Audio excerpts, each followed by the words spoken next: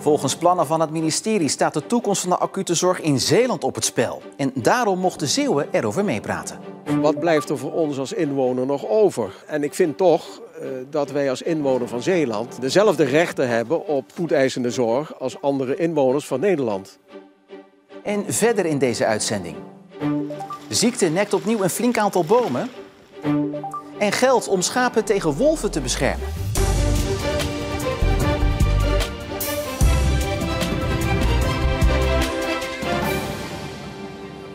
Goedenavond. De acute zorg in Zeeland is al minimaal en er kan niet verder in worden gesneden. Dat is, kort gezegd, de boodschap die bezorgde Zeeuwen hebben geuit aan het ministerie van Volksgezondheid, Welzijn en Sport tijdens een inspraakavond in Goes. Zo'n 40 Zeeuwen mochten hun mening geven over de toekomst van de acute zorg in Zeeland. En dan vooral wat ze ervan zouden vinden als de spoedeisende hulp van het ziekenhuis in Goes of Terneuzen zou verdwijnen. De deelnemers werden buiten opgewacht door een delegatie van de SP die actie voert tegen de sluiting van de spoedeisende hulp. De bijeenkomst zelf vindt achter gesloten deuren plaats. Onze camera is niet welkom. Maar duidelijk is dat veel mensen hier bijeen zijn gekomen om hun zorgen te uiten over de toekomst van de acute zorg hier in Zeeland. Maakt u zich zorgen over die toekomst? Ja, eigenlijk wel, omdat er dus weinig personeel is om die mensen dus acuut te kunnen helpen. Ja, ik maak mij zorgen over de toekomst en dan met name dat de spoedeisende hulp zou kunnen verdwijnen uit Goes. En ik denk dat we niet zonder kunnen. En die zorgen zijn er niet voor niets, want het ministerie overweegt om de 45-minuten-norm los te laten. Dat is de regel dat een patiënt binnen 45 minuten met een ambulance naar de spoedeisende hulp gebracht moet kunnen worden. Het ministerie van VWS wil die regel nu loslaten, omdat dat de zorg efficiënter zou maken. Maar het zou ook kunnen betekenen dat de ziekenhuizen in Goes en Terneuzen hun afdeling spoedeisende hulp kwijtraken. Ja, dan vraag ik me af, wat blijft er voor ons als inwoner nog over? En ik vind toch dat wij als inwoner van Zeeland dezelfde rechten hebben op kwalitatief goede spoedeisende zorg als andere inwoners van Nederland. Nou, men wil het dus toch die 45 minuten houden, want als het korter wordt, dan krijgt men dus niet de goede hulp. Dus minder willen de Zeeuwen dus echt niet. Het ministerie benadrukt in een reactie dat het afschaffen van de 45-minuten-regel nog niet vaststaat en dat het sluiten van de spoedeisende hulp in Goes en Terneuzen nu nog niet aan de orde is. Maar dat er tegelijkertijd wel iets moet gebeuren om de stijgende kosten van de zorg omlaag te krijgen. En ik praat erover verder met zorgverslaggever Jannes Goedbloed. Ja, Jannes, het ministerie heeft nu te horen gekregen hoe de Zeeuwen erover denken. Wat gaat er nu mee gebeuren? Ja, dit was een van de 4 regionale bijeenkomsten die gehouden worden. Nou, over een paar weken is er nog een vervolgbijeenkomst met dezelfde mensen. Dan worden al die aanbevelingen gebundeld en aan het ministerie overhandigd. Ja, wat er dan mee gebeurt, of er echt iets mee gedaan wordt, of dat het in een la belandt om stof te vergaren, ja, dat weet ik niet. Maar ik denk dat we sowieso niet de illusie moeten hebben dat zo'n avond nou echt heel veel invloed gaat hebben op de besluitvorming. Ja, dan nog eventjes die 45-minuten-norm die het ministerie wil loslaten. Hoe groot schat jij die kans in dat dat daadwerkelijk van tafel gaat? Ja, dat is nog maar de vraag. Want ja, de minister die dat plan eigenlijk heeft opgesteld, Ernst Kuipers, die is zoals je weet per direct opgestapt naar een nog onbekende functie elders. En ja, hij was echt de drijvende kracht achter dat idee. Ja, we weten natuurlijk nog niet wat voor coalitie er komt. We weten nog niet wie de minister wordt van VWS straks en wat voor keuzes die gaat maken. Maar ja, tegelijkertijd, de zorgkosten stijgen, er is een personeelstekort, er moet iets gedaan worden. Maar ja, wat er gedaan gaat worden straks, dat weet niemand. Jannes, dankjewel. Bakkerijleverancier Zeelandia in Zierikzee en de vakbonden FNV en CNV hebben een akkoord bereikt over het sociaal plan van het bedrijf. Eind vorig jaar werd bekend dat het bedrijf gaat reorganiseren omdat steeds meer mensen naar de supermarkt gaan voor brood en niet naar de bakker. Hoeveel banen er verloren gaan is nog niet bekend, ook omdat sinds de aankondiging in november er mensen uit eigen beweging zijn vertrokken bij het bedrijf. Het sociale plan wordt volgende week aan de werknemers gepresenteerd.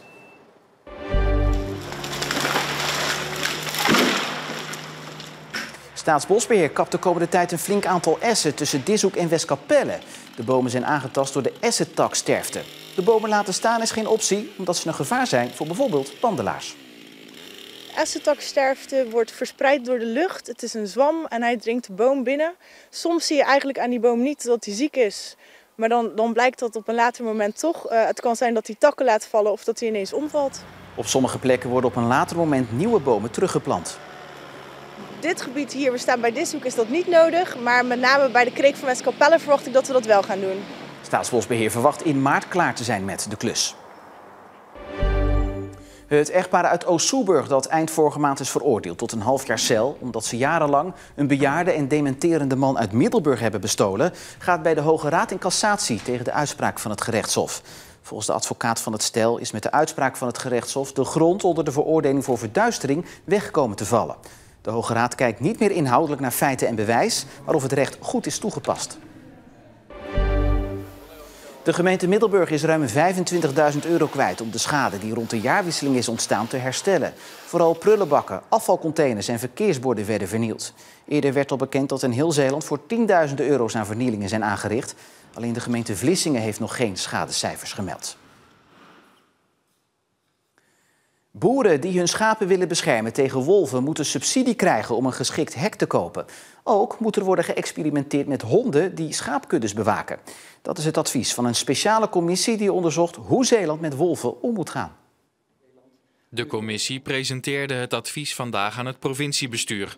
Omdat wolven zijn beschermd door de wet, zijn de mogelijkheden om in te grijpen beperkt. Elke keer als er een dier gewond is of gedood wordt door een wolf, dan heb je een behoorlijk probleem. Want niemand heeft dat graag. En als dat weer komt, dan moet je ook je huisdieren daartegen beschermen.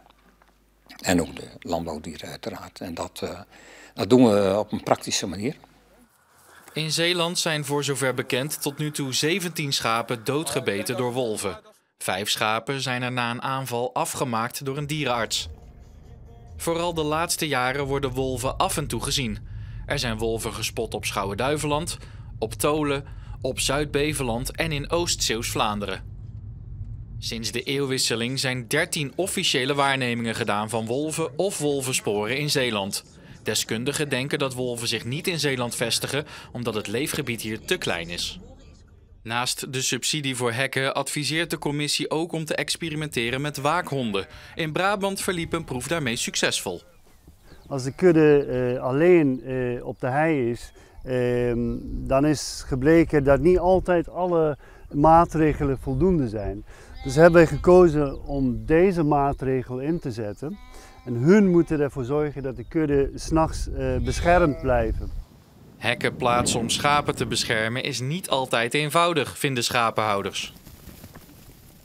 Nou, als er natuurlijk een standweide is, dus bijvoorbeeld een zeedijk die altijd voor beweiding alleen gebruikt wordt, dan zal het heus wel meevallen. Maar als je nu in de wintermaanden mag je bij veel veehouders schapen weiden en op land dat gebruikt is met groenbemesting, dan is natuurlijk zo'n afrastering zetten van 1,20 meter is een hele berg werk.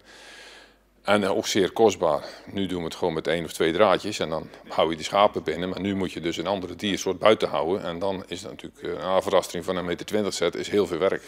Nou heeft u zelf ook schapen? Ja, dat klopt. En gaat u zelf zo'n hek aanschaffen, denkt u? Ja, nu is er nog geen noodzaak, maar we zullen wel ons moeten wapenen voor de toekomst. Dus als je nu een perceel nieuw af moet rasteren, voor een vast afrastering, bijvoorbeeld langs een dijk of zo, dan zou je het goed in overweging kunnen nemen om dat te doen met de subsidieregeling die er geboden gaat worden, mits die goedgekeurd wordt. En hoe groot denkt u dat de kans is dat er weer wolven in Zeeland komen? Nou, er zal natuurlijk af en toe een wolf vanuit Brabant of uit België komen zwerven om te kijken of het hier wat is. Maar ik denk gewoon dat onze provincie geen grote natuurgebieden heeft om die wolf daarin te kunnen vestigen. Dat denk ik dat het is. Het provinciebestuur moet nog beslissen of de subsidie er echt komt. Maar gedeputeerde Wilfried Niele staat er positief tegenover. Het was niet verwacht. Daardoor was de verrassing wellicht des te groter voor wie vanmorgen de gordijnen opendeed. Een flinterdun laagje sneeuw, maar dan vooral langs de kust was het raak. Vanavond gaat het weer vriezen met dus wederom een waarschuwing voor gladheid. Morgen overdag blijft het koud, maar wel droog met een flinke zonnige periode. En dat weer lijken we te houden tot in het weekend. En mocht je nou niet genoeg krijgen van de sneeuwbeelden of het eenvoudigweg niet geloven dat het heeft gesneeuwd, meer bewijs vind je op onze social media kanalen. Ik geef toe, veel was het niet, want een fatsoenlijke sneeuwbal kon je er nou ook niet van maken. Laat staan een sneeuwpop. Dus de speciaal gekochte wortels verdwijnen vanavond gewoon in de hutspot. Voor meer beelden kan je terecht dus op onze Facebook, Instagram en TikTok. Waar niet, zou je haast kunnen zeggen. Voor nu, tot zover deze Zeeland nu voor nu. Nog een hele fijne avond.